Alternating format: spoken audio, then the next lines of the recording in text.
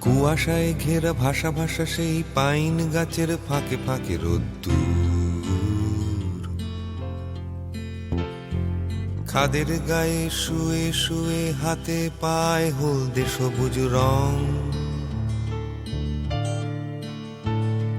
ছিল না বালাই সময়ের, শুধু আকাশে একটা নেপালি গানের সুর।